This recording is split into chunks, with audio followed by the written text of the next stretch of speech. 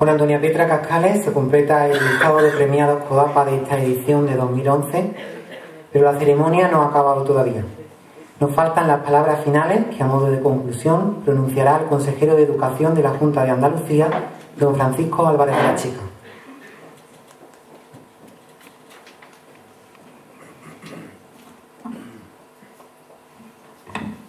Muchas gracias, buenas noches, presidente de CODAPA, amigas y amigos. Bueno, un año más mayores, nosotros y nuestros hijos, y mi agradecimiento a CODAPA que nuevamente me haya invitado, un agradecimiento sincero y de verdad que emocionado de estar aquí con vosotros y con vosotros. Bueno, he escuchado con atención todo lo que han dicho todos los premiados. Y aquí hay algo distinto a otros sitios, ¿no? Porque hemos escuchado a padres y a madres, a profesores, y no me puedo sustraer de uno de mis grandes conflictos individuales. Soy padre de 3 hijos en la enseñanza pública, soy maestro y soy consejero. Cuando a veces tengo la tentación de ponerme en el lado de ser maestro, quiero pensar que a veces la culpa de lo que le pasa a mis hijos la tiene el padre, que soy yo. Cuando me pongo en el lado del padre y pienso que algo no va bien en mis hijos, le echo la culpa a los maestros, que soy yo. Y cuando pienso como padre y como maestro, le echo la culpa al consejero, que soy yo. Así que imagínense qué vida tan complicada. Pero me ha servido mucho estar aquí porque hay algo en el ambiente. Hay algo como siempre, pero también hay algo como nunca. Como nunca y como siempre, los premiados y las premiadas, ¿no? Porque es verdad eso, ¿no? Dice, bueno, ¿y por qué han pensado en mí y no han pensado en otro? Yo creo que un premio dado por la sociedad libremente organizada, que es lo que hay aquí. Aquí quien está en las AMPAs está porque le da la gana. Y le da los premios a quien le da la gana. Que es un ejercicio tan saludable y tan democrático que está muy bien hacerlo así. Pero un premio es una especie de, en mi opinión, os han dicho, nos hemos dado cuenta de lo que hacéis. Pensabais que solo os dabais cuenta vosotros, pero se daba cuenta más gente. Y esa gente que se daba más cuenta, además de vosotros, ha decidido, pues eso, reconoceros y deciros que os hemos visto, que sé que estáis ahí y que lo que habéis hecho está bien y que lo que habéis hecho sirve para que lo haga otra gente igual o mejor que vosotros. Un premio es como esas cosas que hacen tanto falta en la educación. Son esos intangibles, ese combustible que es imprescindible en la educación. Para los profesores, los maestros y maestras, la vocación. La vocación no tiene nada donde se mida. No va en ningún certificado, pero es imprescindible, es un combustible imprescindible. Pues hay otros combustibles imprescindibles en la educación, lo mismo que en la sociedad. No solo es la vocación, que también el compromiso de tantos padres y madres que más allá de las propias obligaciones con sus hijos, asumen obligaciones de más padres y de más madres y de más hijos y de más hijas. Y eso es un buen ejemplo. Ese combustible es imprescindible también. Y lo que han hecho con vosotros y con vosotras es, pues eso, acariciaros. Un premio es una caricia que da toda la sociedad que está aquí a quienes os lo habéis ganado. Y además, CODAPA es generosa dando premios. porque la sociedad es muy generosa. Es muy generosa. No hay nada desajustado con la realidad. Y os decía que hay algunas cosas en el ambiente peculiares. Es verdad que no seré yo el primero hoy, seguramente seré el último porque no va a hablar nadie más, que me refiera a la preocupación y a la intensidad con la que, curiosamente, desde el año pasado a este, hay sobre la escuela pública. Eso tiene algunos síntomas positivos, porque siempre es bueno darnos cuenta. A veces ocurre como con la salud. Se valora cuando empieza a haber un poquito de ausencia de salud. Lo mismo sucede con la escuela pública. Las cosas no son para siempre, ni son siempre iguales. Y es verdad que hay una seria preocupación. Hace un año, pues seguramente las cosas eran distintas. Pero hoy es verdad que estamos de otra manera. Yo tengo una seria preocupación con lo que está ocurriendo, porque creo que aunque se corrigiera todo lo que se está haciendo y se volviera a poner las cosas como están, ya hemos causado un daño. ¿Saben ustedes cuál es el daño? Yo brevemente se lo voy a explicar si me lo permite.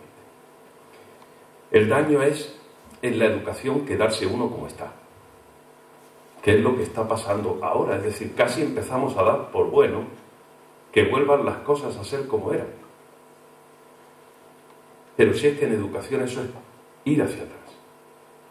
Es que necesitamos siempre más, porque la educación es igual que la sociedad. Nunca está acabada.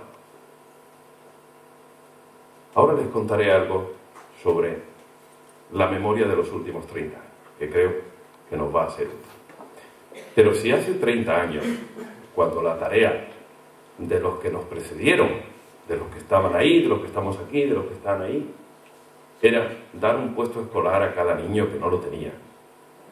Si se hubiera acabado la tarea cuando se hizo aquello, hubiéramos fracasado.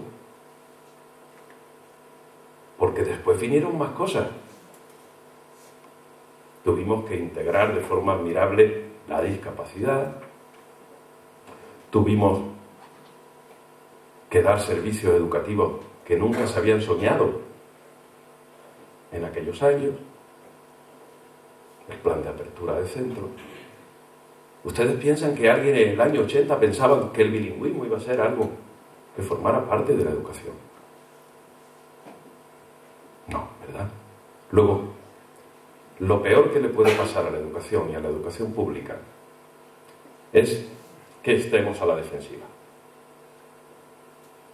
No podemos estar a la defensiva. La velocidad de cambio de la sociedad es de tal envergadura que siempre hace falta. Más, es verdad, que no contamos con las condiciones económicas, desgraciadamente, de otros tiempos, pero no se resignen. No se resignen. No den por bueno quedarse igual. Hoy pensaba, cuando veía a decenas de miles de ciudadanos en España pidiendo educación pública de calidad, que en el fondo la inmensa mayoría estaban ya en la tendencia de confiarse y de desear que las cosas se queden como están. Y eso no es suficiente. Desde luego bastante mejor. Eso seguro. Pero no es suficiente. Así que, ya que vamos cumpliendo etapas y años, es bueno porque CODAPA ya mismo cumplirá 30 años, pero hemos vivido una aventura colectiva en Andalucía, que antes de ayer conmemorábamos los andaluces, el primer Estatuto de Autonomía, 30 años de cambio en un momento en el que hay quien piensa que eso de la autonomía ha sido algo muy caro. No sé si se pueden medir las cosas en términos económicos. El sentimiento colectivo de un pueblo en lucha por su libertad y por su igualdad, como hizo el pueblo andaluz, que solo pidió una cosa, y era que no quería ser distinto a los demás, que no quería que hubiera privilegios, que bastante falta de privilegio había tenido durante siglos, y que los andaluces tenemos probablemente la manera más hermosa de la que uno se puede sentir español, que es que admiramos a todos los ciudadanos de este país por igual, pero nos sentimos plenamente andaluces y españoles por igual.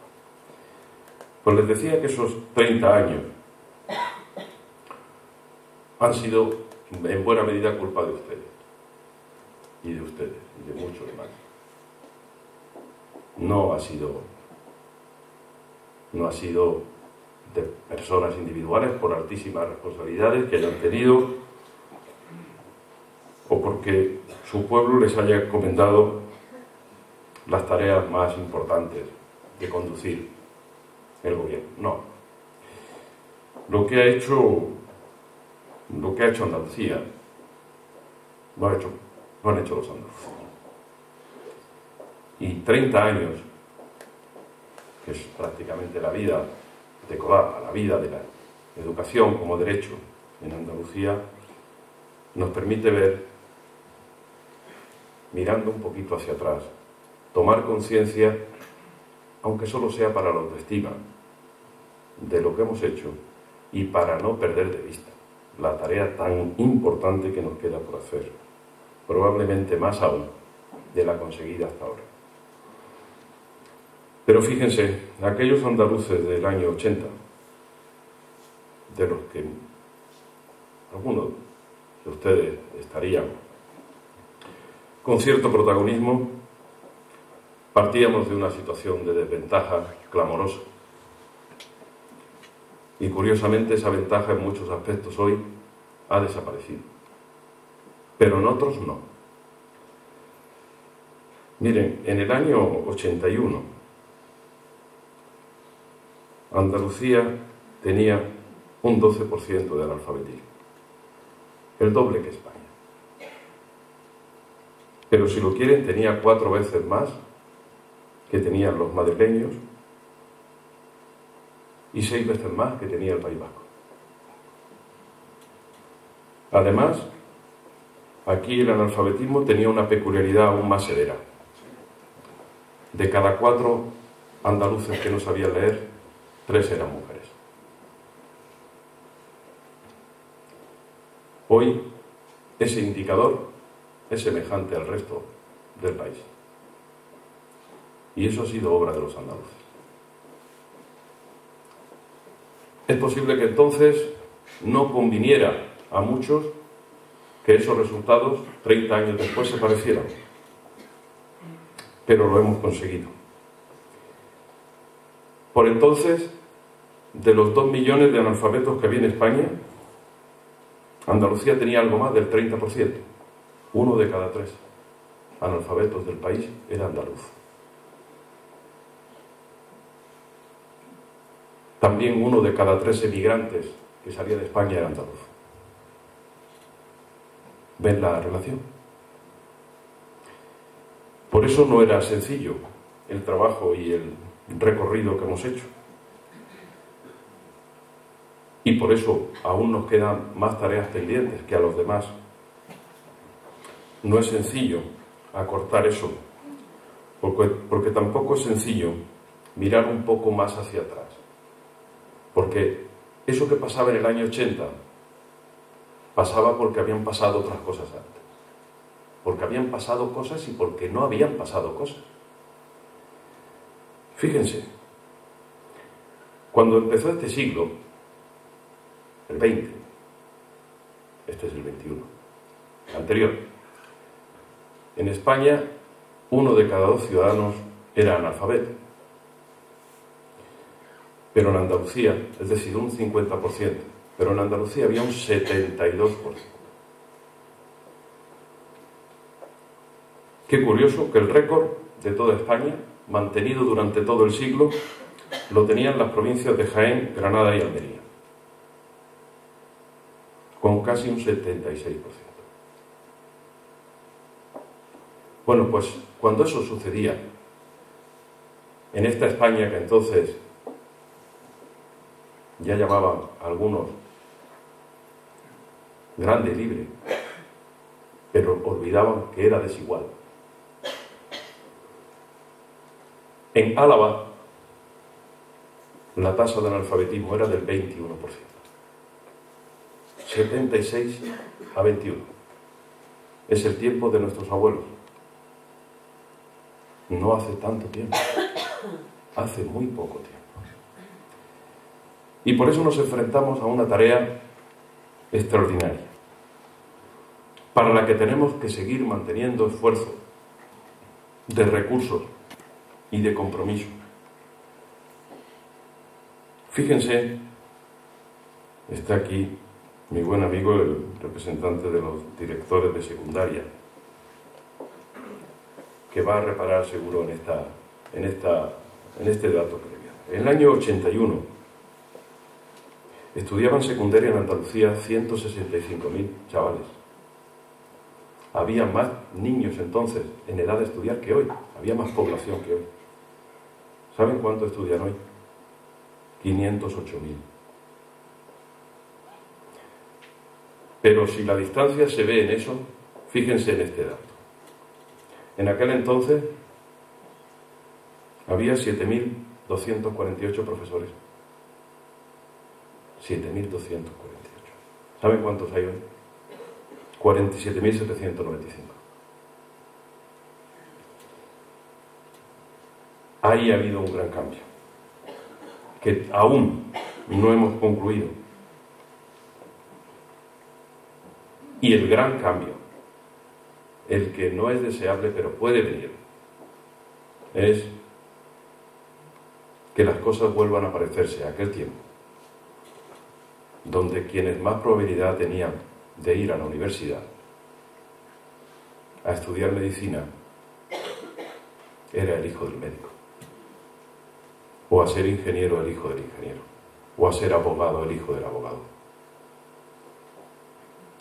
Para que eso no vuelva a suceder, para que mantengamos ese horizonte de que en el año 80 había 80.000 universitarios en Andalucía y hoy 260.000. No se crean nunca cuando les digan que el nivel cultural y educativo de la sociedad ha bajado. No, no se lo crean nunca. No. ¿Saben por qué? Porque entonces solo contaban y solo se medían los que iban a estudiar. Pero el 70% que no estudiaba, el que tenía nivel cero, nunca salía en las estadísticas. Esa tarea, la que hemos hecho los andaluces, a veces es bueno reparar en ella. Nos queda mucho, y sobre todo en la educación pública. Nos queda hacer de la educación pública un espacio que garantice la posibilidad cierta de que un ser humano haya nacido con las condiciones económicas o sociales, pueda llegar a ser premio Nobel. Ese es el objetivo de la enseñanza pública. La enseñanza pública es como el agua del grifo. Hay otras, pero son más caras y no están al alcance de todos. Procuremos que el agua del grifo sea cada día mejor y, a ser posible, mejor que ninguna. Es la que llega a todos sitios en igualdad de condiciones. Por eso, cuando se observa algunos de los datos de estos 30 años compartidos, y Pilar, veo que en el año 81 en Andalucía solo había matriculados 1.954 niños menores de 3 años. Hoy hay más de 100.000. Hablamos de otro mundo. Hablamos de un cambio en el que seguramente hay cosas que podíamos haber hecho mejor. Pero también tenemos legítimo derecho, y los ciudadanos, ustedes, tienen derecho a sentirse protagonistas de ese cambio. ¿Y ahora qué les pido? Les pido que no se conformen. Hemos construido un espacio de libertad, una democracia robusta, con verdaderas legitimidades de participación ciudadana y también de los poderes públicos elegidos. No le faltaba razón al ministro de Educación cuando hace unos días, preguntado sobre las movilizaciones que había en relación con la enseñanza pública, decía: pero bueno, tengan también en cuenta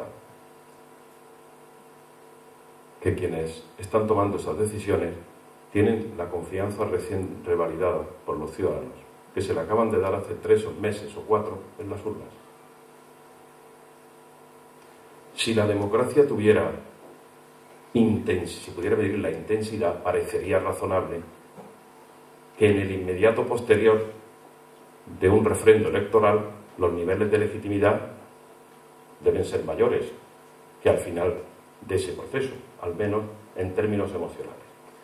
Luego, ¿qué quieren que les diga?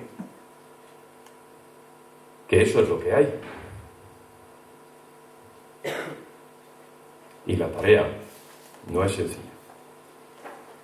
No es sencilla porque entre la protección social de las pensiones, la sanidad y la educación existe el 80% del presupuesto público.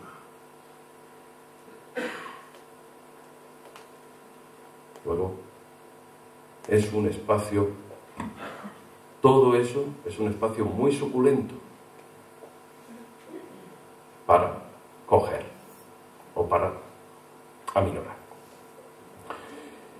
Y ahora para los papás y para las mamás, algunas reflexiones antes.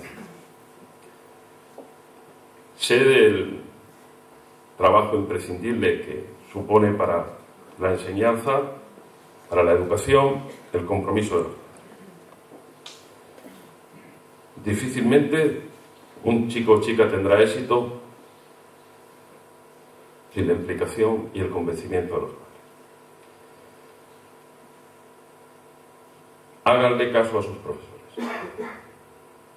Confíen en ellos.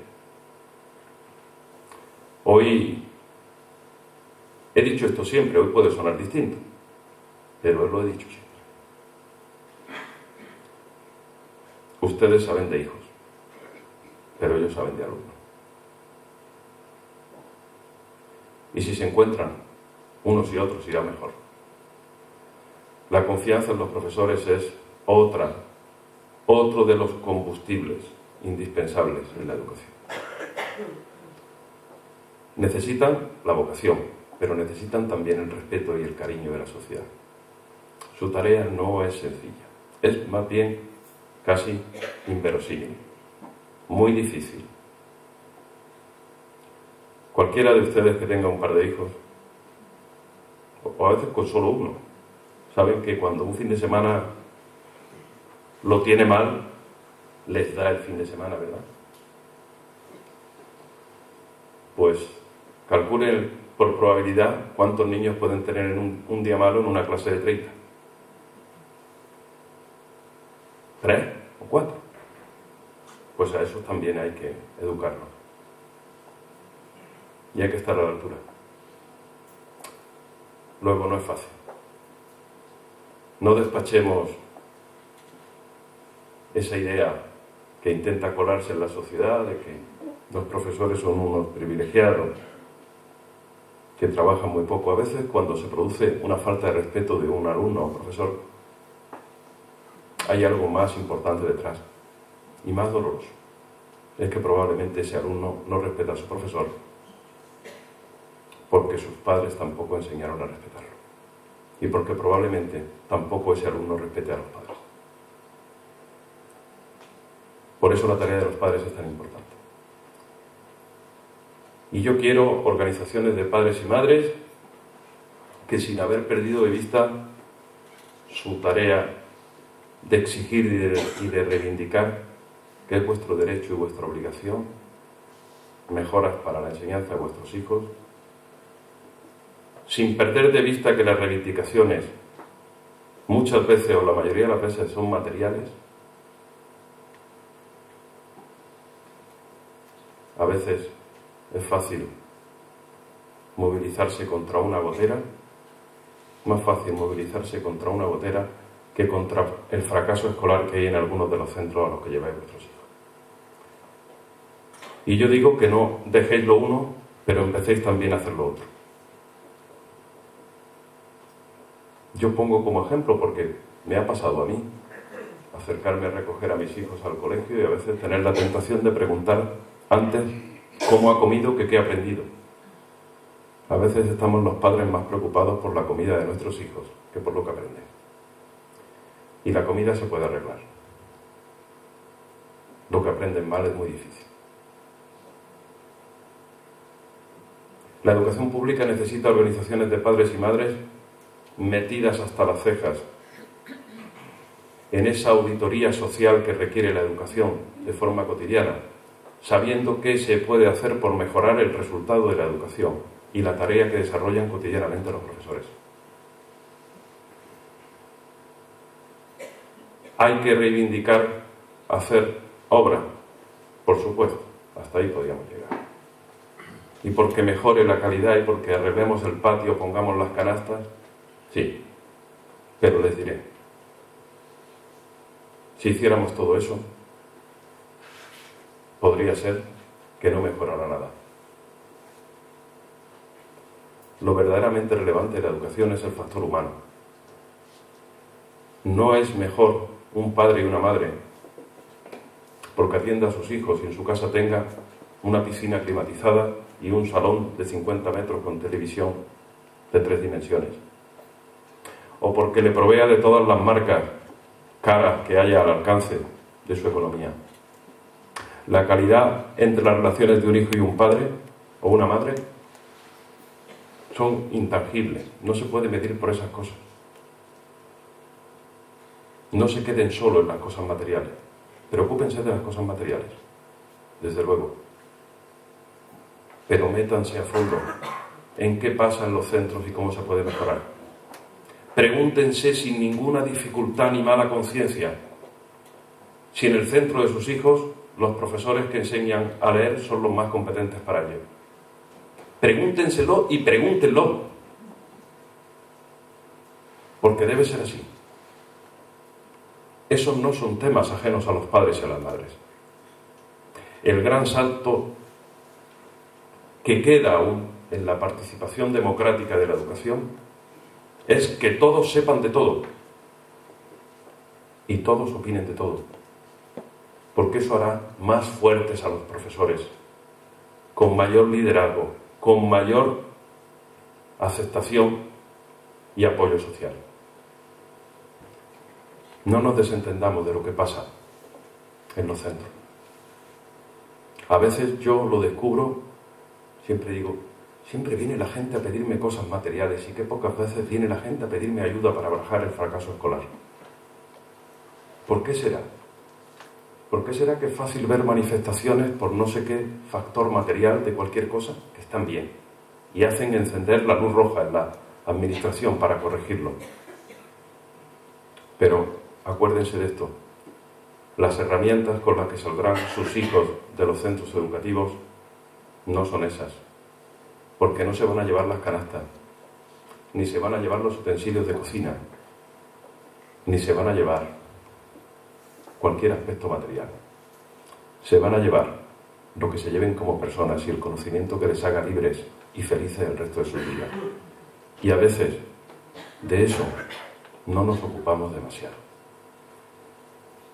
Tenemos una gran tarea en la educación pública y desde luego tienen mi compromiso inequívoco con ella y con lo que ustedes representan y con lo que representan los profesores, los maestros y las maestras, a los que hay que ayudar cada día a ser mejor. Mire, nos acaban de dar una lección los maestros y maestras en España grandiosa. Hace un año o casi un año le pedimos a todo el país, a todos los servidores públicos, a todos los funcionarios, una parte de sus ingresos. Les bajamos el sueldo. No le gustó nada. Tampoco conozco a nadie que le guste. No le gustó nada eso. Y desde luego hicieron fundamento y razón crítica sobre esa decisión. Pero fíjense, reaccionaron como lo que son, personas responsables y cabales. No produjeron masivas movilizaciones, no cerraron los colegios, no. Ahora están viendo otras decisiones. Por cierto, no les afecta a ellos en la nómina de final de mes, pero sí les afecta en algo muy importante. Ellos saben lo que tienen entre manos. Por eso, cuando la decisión les afectó en lo personal, aguantaron. Cuando la decisión ha afectado lo que tienen entre manos, no lo soportan. Es comprensible. Apoyémosle. Muchas gracias.